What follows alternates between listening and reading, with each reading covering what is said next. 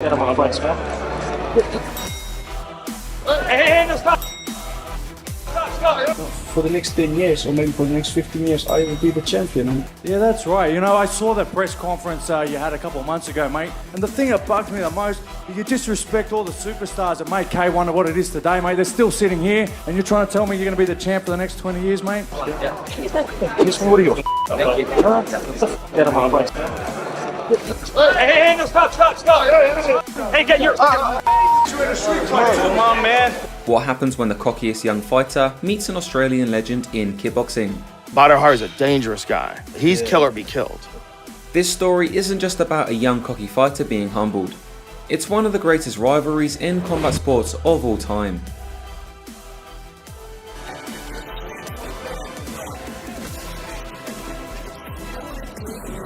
Drop dead, motherfucker.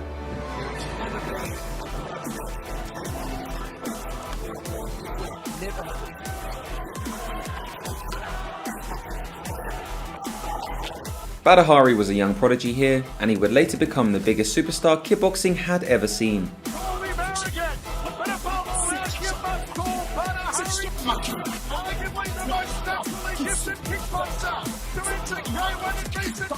Few people know about this epic rivalry today, but here are some epic moments coming up.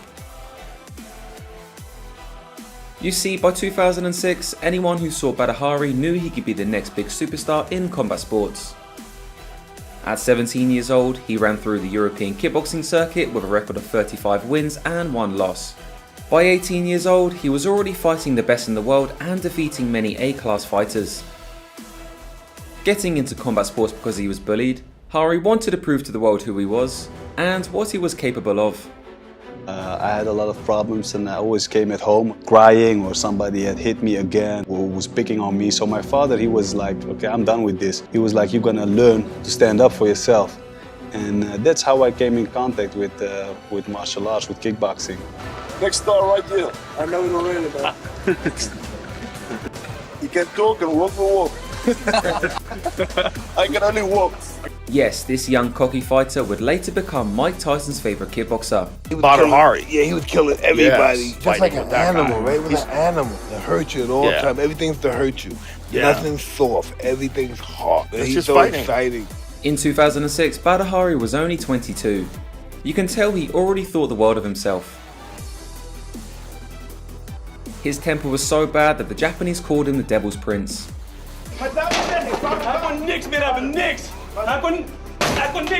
He walked around with main character energy, and everyone else was just an NPC.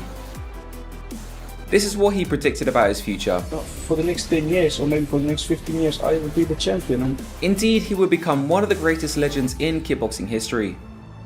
With the highest knockout ratio in the history of the sport, he beat everyone there is to beat. However, his curse was that he would never win a world title at the biggest stage due to his rage. What's going on? What's going on? Having to be restrained ringside here. Badr Hari losing the plot right. Nonetheless, he became a legend that destroyed monsters in his sport. But at this moment in time, little did he know he was about to receive the biggest humble pie of his life. Now kill Peter Graham. So who is this Australian kickboxing legend? Peter Graham defeated several kickboxing legends such as Paul Slowinski, Alexei Ignashov, and Sam Greco. Badr Hari, however, after beating one A-class opponent named Stefan Leko, made the claim that he is going to beat every superstar in kickboxing. A bold claim for an unproven young 22-year-old. And the thing that bugs me the most, is you disrespect all the superstars that made K1 what it is today, mate. They're still sitting here, and you're trying to tell me you're going to be the champ for the next 20 years, mate? So you had one win, and he's already the superstar of the world? You're freaking kidding me. Come Sunday, mate, make sure you bring it. If you know about the history of Badr Hari, however, you'll know that he has never one to back down from an exchange. You have a big mouth. Let me tell you something. I see your tape, I see you fighting. You look like an amateur. You're good for an amateur. How old are you? Is he going to bring up the same thing he brought up before? I'm just asking. Oh, everyone else is older I'm than just me. asking. Drop dead, motherfucker. He ran out of cool things to say because I busted him. It's on for tomorrow night. After the press conference, they bumped into each other. And for some reason, Badr wanted a hug and kiss Graham. But when he got rejected, he swung for the fences. what are you? the fuck out of my face.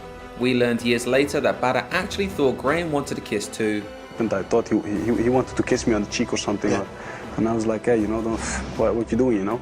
It turned into an MMA fight right away, with Graham first defending punches very nicely to then shooting for a takedown. The lead hand perfectly measured the distance for an incoming haymaker, allowing him to slip the first punch and then duck the left hook, setting up a perfect takedown.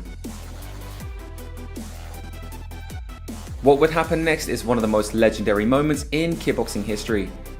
Mess with the bull, you get the horns. When the fight started, the adult fighter pressed the young fighter right away. It's clear that Graham wanted to manhandle Hari, but young Badr was game, and no matter what Graham did, he continued fighting back. You see, don't let the long basketball shorts fool you. At 22 years old, he was already one of the best fighters in the world. Although Badr was skinny and lacked strength and sometimes technique, a clean blow by him can still produce a knockout, and he simply won't give up until you knock him out. In the middle of the round, Graham realised he couldn't just manhandle the young fighter, and started being more technical with his shot selection, particularly using low kicks to score. Badr looked like he was building momentum, but when he stepped forward with a jab, Graham slipped the punch, framed with his left hand, and then threw a huge right hook to rock the young fighter. Smelling a finish, Graham released a barrage and landed 9 unanswered shots. When he continued hunting, however, Badr showed heart and fought back well. At the end of the round, he almost landed a spinning hook kick and it earned the respect of the veteran kickboxer. In the beginning of the second round, a low kick exchange sent the young fighter flying. Graham then landed another jab-jab uppercut combination, which off-balanced his opponent again. No matter what he landed though, it seemed like Badr absorbed the shots and got better over time. Despite not having the momentum, the young fighter never stopped swinging for the fences. He even pressed the veteran back with big combinations in the middle of the round, and went for a jumping spin kick again. For some reason, Graham threw a huge uppercut to Hari's armpit. That did nothing, and then he touched himself in the face with that glove right after. Anyways, Graham landed a huge combination on Hari again, and then Hari threw a huge switch knee to his nuts. Towards the end of the round, Graham looked like he was visibly fatiguing and Hari landed a huge cross to counter Graham's low kick. Although the older lion was stumbled, he kept moving forward, and almost knocked out Hari with what's called a rolling thunder kick. In the third round, Hari tried his signature spin kick again. A beautiful attempt to land the strike after a clinch break. Graham then landed a series of overhands, but again Badr started rallying back late in the round. Just when Hari looked like he had a chance to steal the round, the veteran threw an overhand that initially missed, and timed a perfect rolling thunder against Hari's all-out overhand.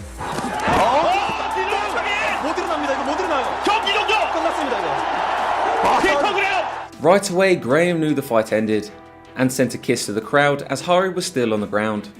This technique had instant legendary status in combat sports, and it still does to this day for hardcore fans. It wasn't just a perfect execution, but especially because it humbled the young cocky fighter that was Badr Hari. The crowd gave a standing ovation to a once-in-a-lifetime knockout they just saw. Badr was eventually able to get up, and when he did, his face showed despair. Here's what he said years later about this knockout. Rolling thunder kick. Yeah, it broke my jaw. In 2 places? Yeah. Interestingly, as he got carried out of the arena, the Japanese fans gave him a standing ovation, showcasing how wonderful the Japanese fans were during the golden era of kickboxing.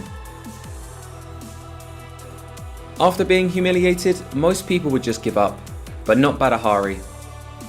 Even after a controversial loss to Ruslan Karayev, where he was kicked on the ground and counted out, this caused him to go on the biggest behind-the-scenes rampage combat sports had ever seen.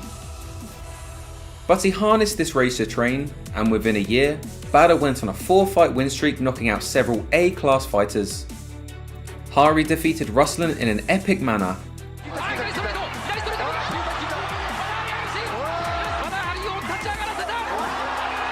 Then he even defeated Graham's trainer, Nicholas Pettis. On top of all of this, Hari even won the K1 heavyweight title before he would rematch Peter Graham. All of this happened only a year after his humiliating defeat to Graham and then Ruslan. This is what Graham said before their second fight. I like to fight. If he likes to fight, then that's great. But if you want to fight, no problem. Do it properly, man. Get in the ring. I don't have any bad history with him. He just broke my jaw and knocked me out, but that's it. Now I'm coming back to settle the score. I just want to beat the crap out of him. I just want to hurt him some more. That's what I want to give him. From me to you. Just bring him, you know. I takes that ass too. This was considered the biggest grudge match in history by the commentators.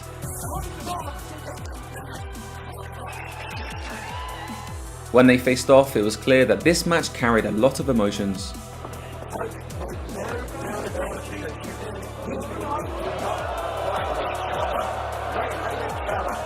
When the fight started, Graham again tried to press Hari right away. Even though it was only a year later, this was no longer the same Badr Hari. The godfather of Dutch Muay Thai said Hari was a once-in-a-lifetime athlete, the most talented fighter of all time. His development in just a year really showed his potential. Instead of throwing spinning shit and brawling like the last fight, Hari focused on the fundamentals instead. He landed jabs and low kicks at will, over and over again. This time the crosses were timed beautifully rather than recklessly. His switch kicks also had a heavy thud while being delivered at lightning speed.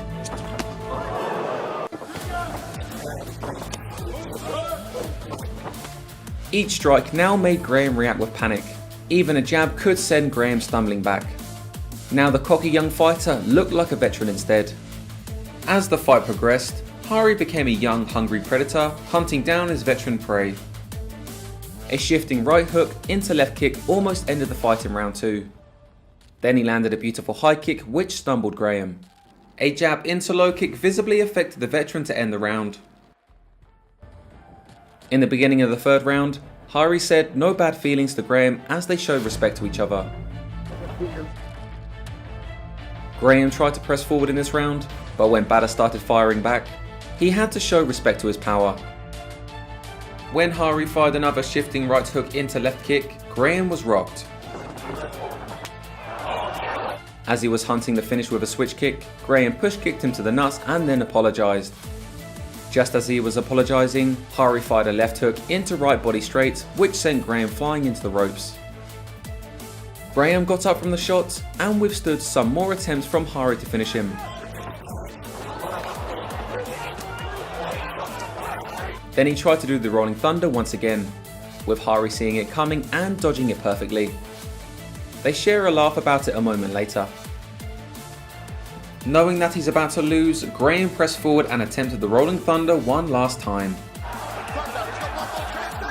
When the fight ended, Badr knew he won, and he threw his mouthguard into the crowd with many girls screaming about it.